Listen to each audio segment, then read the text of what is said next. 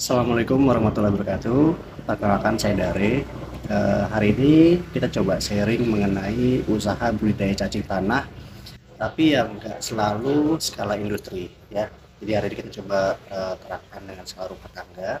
Jadi buat teman-teman semua yang mau mulai usaha budidaya cacing tanah di rumah bisa dicoba. Yuk kita lihat.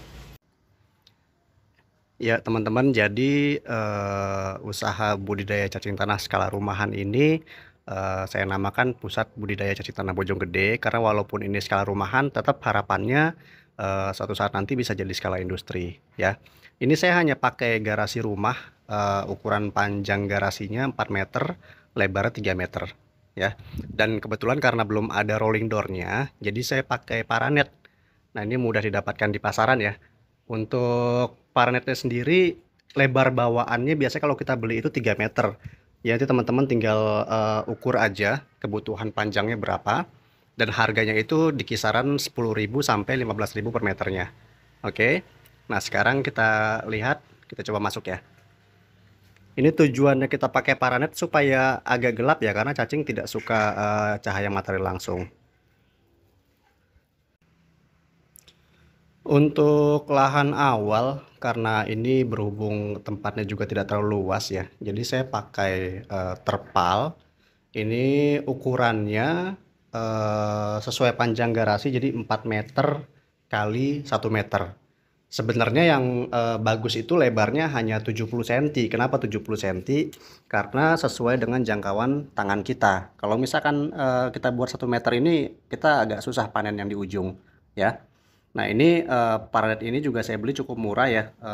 Saya beli hanya sekitar 80.000 untuk ukuran 1 kali 4 meter. Bahannya juga nggak terlalu yang bagus-bagus banget. Yang penting bisa untuk nampung media cacingnya. Nah media cacingnya sendiri ini kita pakai backlog afkir. Backlog afkir itu serbuk kayu yang sudah digunakan untuk media tanam jamur tiram ya. Ini memang agak sulit didapat. Kita tinggal bagaimana cari ke beberapa tempat yang memang usaha budidaya jamur tiram ya. Jadi ini backlog afkir. Untuk backlog afkirnya ini sendiri ya, biasanya kalau kita dapat dari pengusaha jamur tiram, ini masih berupa gumpalan-gumpalan karena kan dia di dalam kantung plastik di dalam bagnya itu. Jadi kita proses ayak dulu supaya lebih halus seperti ini. Jadi nanti memudahkan kita pada saat proses panen cacing, tidak berupa gumpalan. Nah ini saya ada contoh untuk backlog yang sudah saya ayak ya. Nah, dia kalau kita baru dapat masih kering biasanya seperti ini. Dan ini masih panas karena mengandung kapur. Jadi jangan langsung teman-teman taruh cacing dalam backlog ini ya. Jadi caranya ditebarkan dulu seperti ini. Nanti dikasih air, diaduk sampai kira-kira cukup lembab untuk cacing. Kalau misalkan cacingnya itu masih naik, berarti masih kurang lembab ya. Nah, kebetulan ini backlog yang di media ini sudah afkir ya, ini sudah jadi cacing ya. Nanti kita akan proses ganti medianya. Jadi gantinya itu biasanya 3 minggu sekali. Nanti kita akan coba videokan mungkin di video berikutnya proses gantinya seperti apa ya.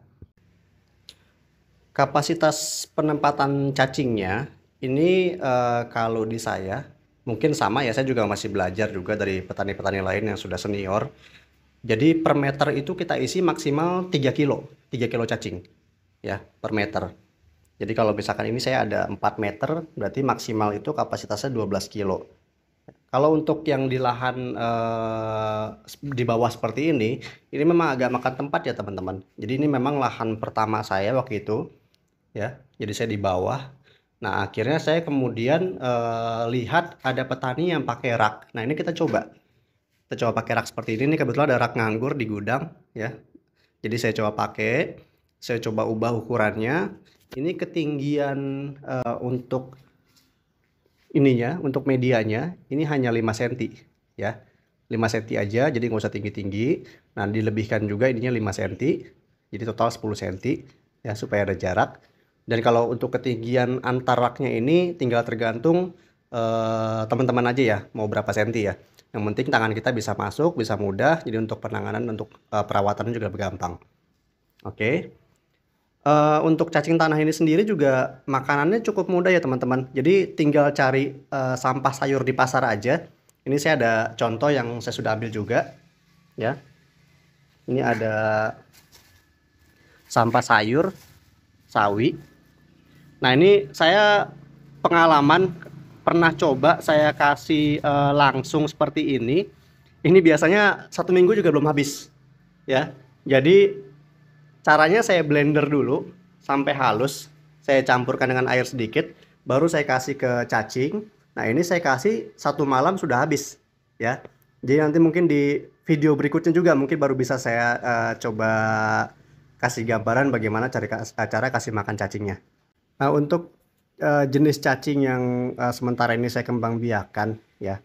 Ini saya sementara ada jenis Lumbricus rubellus, ya, LR. Nah, ini untuk teman-teman bisa lihat di sini, ya. Nah, ini seperti ini. Oke. Jadi Lumbricus itu lumayan banyak peminatnya, ya. Dia ukuran juga tidak terlalu besar, kecil-kecil, ekornya kuning. Oke, dan ada juga jenis ANC yang saya kembang biakan, ya. Ini harganya cukup variatif ya teman-teman, tapi kisarannya sih kalau saya lihat secara umum hampir sama di 60.000 sampai 70.000 per kilo, ya, untuk harga pasarannya. Jadi lumayan. Ini kita bisnis cacing, harga per kilonya bisa sampai 60.000 sampai 70.000 per kilo. Sekarang pertanyaannya, berapa lama sih panennya sama nanti jualnya kemana kalau sudah panen, ya?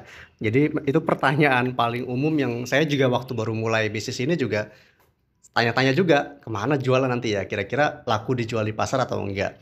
Jadi pada saat kita baru tempatin, ini biasanya kita butuh waktu 4 bulan sampai cacing-cacing ini bisa dipanen, ya. Nah, untuk perkembangannya itu jadi 1:6 minimal ya teman-teman. Jadi kalau kita taruh 1 kilo itu setelah 4 bulan biasanya kita bisa panen sampai 6 kilo, ya. Tergantung bagaimana cara perawatan, mungkin kelembapan dan juga hal-hal lain yang memang tidak bisa sama di satu wilayah dengan wilayah yang lain. Oke. Jadi ada juga petani-petani lain yang bisa sampai 10 kali lipat bahkan, ya. Nah, ini untuk jualnya sendiri, saya selama ini sih kita jual ke toko-toko umpan pancing, ada juga ke peternak-peternak unggas, ya. Ya, jadi memang banyak kebutuhannya. Jadi kenapa saya pilih cacing? Yang pertama karena memang harga per kilonya cukup tinggi, ya. Nah, yang kedua, ini budidaya atau usaha yang jarang pemainnya, tapi potensi pasarnya cukup besar, teman-teman. Jadi kita bisa salurkan ke pedagang umpan pancing, bisa salurkan ke peternak unggas, atau bisa salurkan ke perusahaan-perusahaan farmasi atau kosmetik, jadi banyak, ya. Jadi nggak usah khawatir, insya Allah kalau misalkan kita sudah mulai, nanti ketemu jalannya. Dan karena ini juga kita berbisnis dan bermitra dengan makhluk hidup, ya jangan lupa juga kita berdoa ya, semoga cacing-cacing yang kita rawat ini bisa berkembang banyak dan juga nanti pada saat panen bisa diterima di pasar. Nah, untuk proses panen pertama tadi kan sekitar 4 bulan ya teman-teman. Nah, untuk berikutnya kita nggak perlu nunggu sampai 4 bulan lagi, ya. Jadi kita bisa panen 1 bulan sekali. Jadi memang saat panen itu kita sisakan indukannya, jadi jangan langsung dihabiskan. Iya, artinya nanti setiap bulan kita bisa panen secara rutin dan berkesinambungan.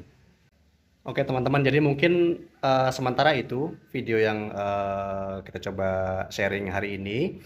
Jadi mungkin next kita akan coba kasih lihat bagaimana proses pemberian pakan ke cacing tanah, ya. Terus juga ada proses migrasi untuk ganti medianya. Jadi selama setiap 3 minggu sekali kan kita ganti. Nanti kita akan coba informasikan bagaimana cara atau proses penggantian medianya, ya, supaya teman-teman juga bisa lakukan di rumah. Jadi di channel ini kita coba kupas secara lengkap ya, bagaimana untuk proses budidaya cacing tanah ini, apa aja sih yang bisa dijual dari keseluruhan budidaya cacing tanah ini, ya termasuk mungkin casingnya nanti yang jadi vermicompost, lalu ada medianya itu backlognya yang kita bisa jual juga seperti itu. Jadi tetap pantengin terus channel ini supaya bisa berkembang. Jadi buat teman-teman juga terus bergerak, tetap semangat ya. Jangan putus asa, kita keluar dari pandemi sama-sama. Oke, bismillah. Assalamualaikum warahmatullahi wabarakatuh.